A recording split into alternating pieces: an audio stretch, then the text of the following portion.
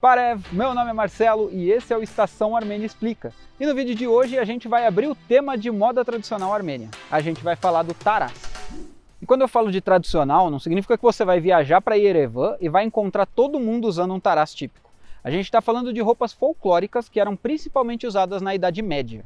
Mas também não significa que o Taras sumiu. Ele ainda é muito usado em demonstrações culturais armênias e está muito ligado à representação da história do país. E você nem precisa ir muito longe para ver um de perto. Na verdade, a palavra Taras significa vestimenta ou vestido, traje, moda, uniforme. Sim, tem muitos significados dependendo do contexto. O que a gente vai sempre se referir aqui é a roupa tradicional usada na Armênia antiga e, lógico, mesmo no passado, ela ainda variou muito dependendo da época e disponibilidade de tecidos, peles, metais, joias e até o clima de cada região ou até a rotina de quem usava.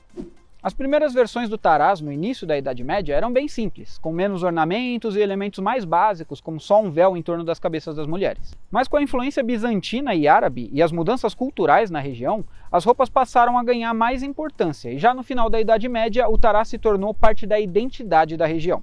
A gente pode dividir o Taras em dois grandes grupos, como muitas coisas na Armênia, o ocidental e o oriental.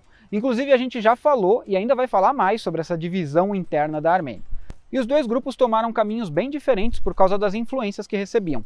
Só de olhar para o Taras que a pessoa vestia, era possível determinar a posição de poder dela, a riqueza, classe social, uma identidade regional, ou até se a pessoa era casada e quantos filhos tinha. Mas ainda assim, alguns elementos seguiam um certo padrão, então dá para a gente definir como eram os Taras.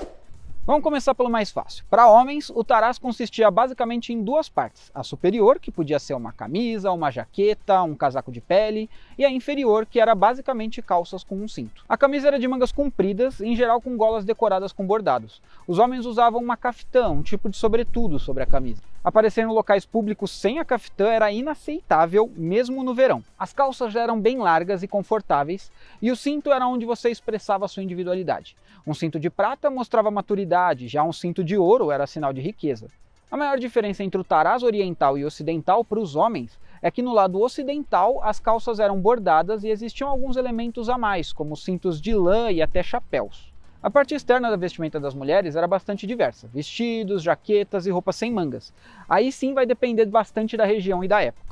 Os vestidos normalmente eram de cetim, seda ou veludo e decorados com bordados. As mulheres do grupo da Armênia Oriental usavam calças compridas vermelhas debaixo de longos vestidos também vermelhos, com menos ornamentos. Do lado ocidental era parecido, mas você adicionava alguns elementos brancos, como uma camisa branca, um avental e muitos bordados e ornamentos. As cores usadas no Taras também carregavam bastante significado. O preto representava a terra, o branco a água, o vermelho o ar e o amarelo é a chama. Com o tempo também foram implementados o roxo para a sabedoria e o azul para a justiça celestial. E o branco passou a significar pureza e o vermelho bravura. Os acessórios tinham um significado muito importante e muito individual de cada pessoa.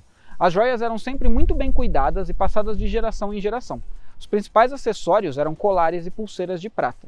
O tecido bordado era característica essencial do Taras. Além da função estética, tinha outro significado até mais importante, ritualístico. Acreditava-se que ele poderia ser uma forma de proteção contra o mal.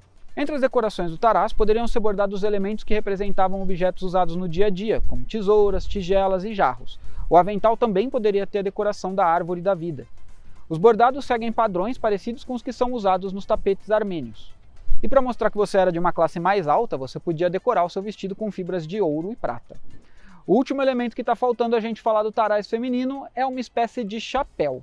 Não me matem, eu não achei uma palavra melhor em português.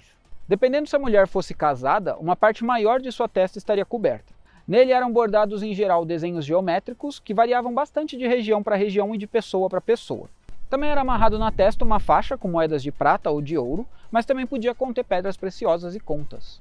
Em geral, também eram colocados véus em volta da cabeça. E as meias e sapatos de couro, chamados de terre, eram parte integrante tanto das roupas masculinas como femininas. Inclusive, o sapato mais antigo do mundo foi encontrado na Armênia, tem matéria do portal aqui embaixo. E esse modelo de Taras se manteve na cultura armênia, sendo usado em algumas províncias até o final do século XIX, quando as roupas mais modernas foram tomando espaço das tradicionais. Mas como a gente disse no começo do vídeo, não significa que ele desapareceu. O Taras é um elemento quase que obrigatório em demonstrações culturais da comunidade armênia pelo mundo, em especial em grupos de dança, inclusive no Kilikia aqui no Brasil.